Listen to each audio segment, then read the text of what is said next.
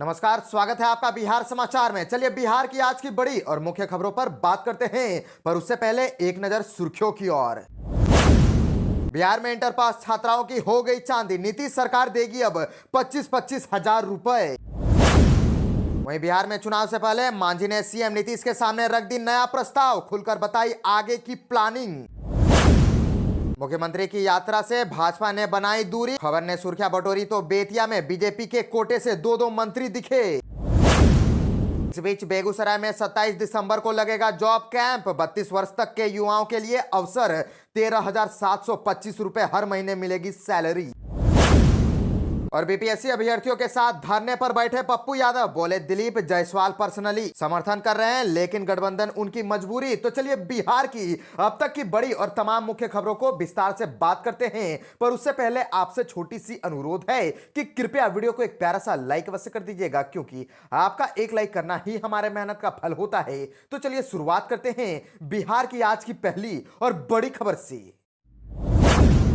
बिहार में होने वाले चुनाव को लेकर के नीतीश ही एनडीए का अब चेहरा रहने वाली है। बीजेपी की मोहर के बाद जदयू का एक और बड़ा पोस्टर, और बताया नीतीश का मतलब। दरअसल बिहार भाजपा ने मुख्यमंत्री नीतीश कुमार के चेहरे पर ही अगला बिहार विधानसभा चुनाव लड़ने पर मोहर लगा दी है। हरियाणा के सूरजकुंड में चल रही बैठक के दूसरे और अंतिम दिन भाजपा प्रदेश कोर कमेटी के सदस्यों ने नीतीश कुमार के नेतृत्व में चुनाव मैदान में जाने का फैसला किया है। इस बीच जदयू ने एक और पोस्टर जारी किया है, जिसमें नीतीश कुमार का मतलब भी बताया गया है। जदयू एक्स अकाउंट पर नीतीश कुमार की फोटो के साथ लिखा है 2025 फिर से नीतीश। और आपको बताते चले कि जेडीयू ने एक्स पर लिखा है कि नीतीश मतलब स्वीकार्यता, नीतीश मतलब बिहार का विकास, नीतीश मतलब नौकरी और रोजगार, नीतीश मतलब सामाजिक सुरक्षा की गारंटी और नीतीश मतलब सर्वोत्तम विकल्प। इसीलिए तो 2025 फिर से नीतीश। जदयू की ओर से पोस्टर उस वक्त जारी किया गया जब बिहार बीजेपी के नीतीश के चेहरे पर बिहार चुनाव लड़ने का ऐलान किया है। इससे पहले बीते कुछ दिनों से नीतीश के नेतृत्व को लेकर के असमंजस था। बिहार बीजेपी के अध्यक्ष ने कहा था कि हम तो छोटे कद के नेता हैं, ऐसे मामलों पर केंद्रीय नेतृत्व फैसला लेता है। लेकिन अगले ही दिन बीजेपी कोर ग्रुप की बैठक में नीतीश के नेतृत्व पर मोहर लग गई है। इसके बीच जदयू ने एक पोस्टर जारी किया था जिसमें लिखा था जब बात बिहार की हो तो नाम सिर्फ नीतीश कुमार का हो।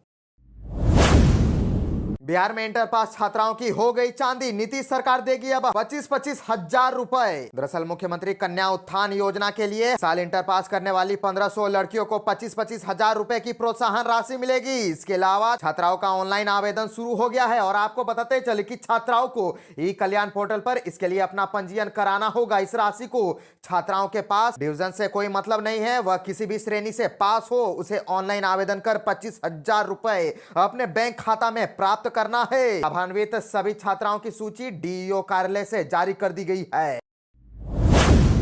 बिहार में चुनाव से पहले मांझी ने सीएम नीतीश के सामने रख दिया नया प्रस्ताव, खुलकर बताई आगे की प्लानिंग। दरअसल हिंदुस्तान आवाम मोर्चा ने दिल्ली की तर्ज पर बिहार के लोगों के लिए 200 यूनिट मुफ्त बिजली देने का प्रस्ताव दिया है।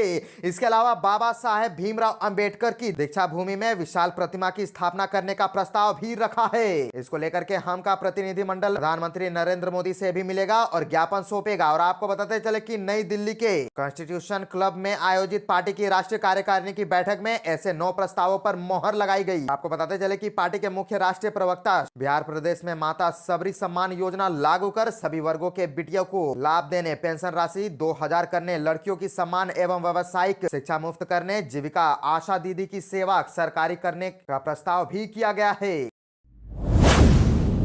बिहार से और एक बड़ी खबर आ रही है, जहां पर बिहार में विद्यालय सहायक और प्राचार्य के पदों पर नियुक्ति पर शिक्षा विभाग की रोक। दरअसल राज्य के माध्यमिक, उच्च माध्यमिक और प्रोजेक्ट कन्या माध्यमिक विद्यालयों में विद्यालय सहायक और विद्यालय परिचारिक के पदों पर किसी भी तरह की नियुक्ति पर शिक्षा विभाग ने रोक लगा दी है। इस संबंध में शिक्षा विभाग की ओर से सभी नगर निकायों एवं पंचायती राज संस्थानों को पत्र भेज करके निर्देश दे दिया गया है। और माध्यमिक शिक्षा निदेशक योगेंद्र सिंह द्वारा जारी निर्देश के मुताबिक शिक्षा विभाग ने विद्यालय सहायक और विद्यालय परिचारिक के पदों पर नियोजन करने की स्वीकृति पंचायती राज संस्थानों और नगर निकाय को 21 अगस्त 2020 को दी थी। तब विद्यालय सहायकों के 1172 और विद्यालय परिचारी के 1129 पद स्वीकृत थे। आपको बताते चले कि शिक्षा विभाग ने पंचायतवार उच्च माध्यमिक विद्यालयों के बारे में विवरण सभी जिला शिक्षा पदाधिकारियों से मांगा है। इस संबंध में माध्यमिक शिक्षा के संयुक्त निदेशक सुनील दत्त त्रिपाठी ने सभी जिला शिक्षा पदाधिकारियों, जिला कार्यक्रम पदाधिकारियों को पत्र जारी किया।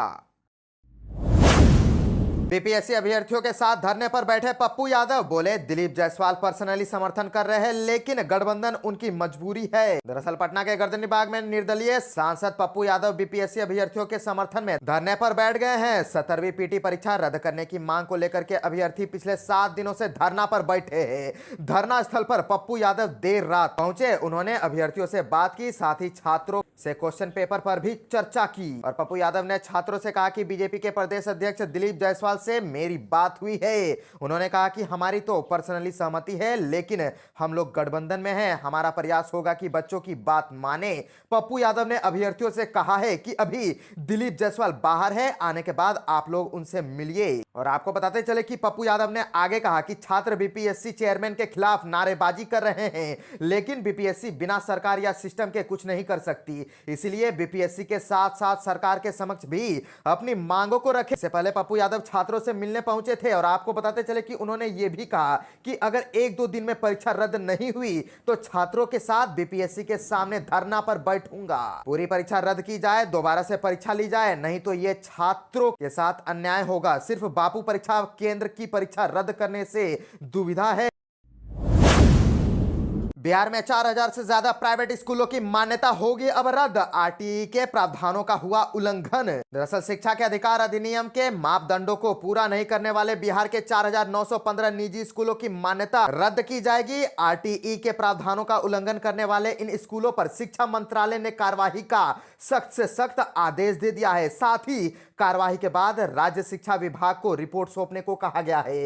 इनका यूडाइस कोड रद्द होगा और मंत्रालय की ओर से यूडाइस प्लस 2023-24 की रिपोर्ट से इन स्कूलों की पहचान हुई है। दरअसल सूबे के 4915 स्कूलों को आरटीई अधिनियम के लागू होने के दिन यूडाइस प्लस पर पंजीकृत होने के लिए स्वीकृति प्रदान की गई थी। इनको अधिनियम के शुरू होने की तारीख से 3 साल के भीतर मापदंडों को पूरा करने के लिए कदम उठाने का निर्देश दिया गया था। इन स्कूलों पर कार्यवाही नहीं हुई और इनका यूडाइस कोड भी रद्द नहीं किया गया। और आपको बताते चले कि स्कूली शिक्षा और साक्षरता विभाग, शिक्षा मंत्रालय ने इस मामले को बहुत गंभीरता से ले लिया है। सचिव संजय कुमार ने राज्य शिक्षा विभाग को इस संबंध में पत्र लिखा है। आरटीई अधिनियम का उल्लंघन करने के बाद भी यूडाइस प्लस पर पंजीकृत होकर के चल रहे इन स्कूलों पर कार्यवाही का आदेश दिया गया है। पत्र में कहा गया है कि शिक्षा विभाग जल्द से जल्द इस मामले पर हस्तक्षेप करे।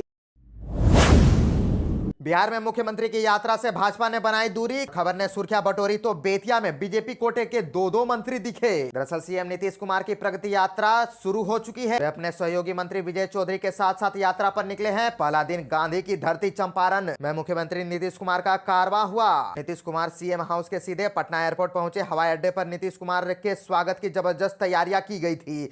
जदयू विधायक कार्यकर्ता हवाई अड्डा पर मौजूद थे। जदयू नेताओं ने मुख्यमंत्री को गुलदस्ता देकर के प्रगति यात्रा के लिए वादा किया। हालांकि नीतीश कैबिनेट में भाजपा कोटे के मंत्री एयरपोर्ट पर कहीं नहीं दिखे। सिर्फ और सिर्फ जदयू कोटे से मंत्री व पार्टी के अन्य नेता हवाई अड्डा पर मौजूद थे और पटना एयरपोर्ट पर मुख्यमंत्री नीतीश कुमार के साथ साथ सिर्फ जदयू कोटे वाले ही मंत्री दिखे। विजय चौधरी तो मुख्यमंत्री के साथ साथ थे। और बता दें कि मुख्यमंत्री की प्रगति यात्रा में दोनों डिप्टी सीएम भी शामिल नहीं हो रहे हैं। सम्राट चौधरी और विजय सिन्हा संगठन कार्य को लेकर के दिल्ली में है। यात्रा से भाजपा की दूरी के बाद राजनीतिक गलियारे में जबरदस्त चर्चा है। हाल में गृह मंत्री अमित शाह के बयान के बाद बिहार एनडीए के भविष्य को लेकर के तरह तरह की अटकलें लगाई जा रही है।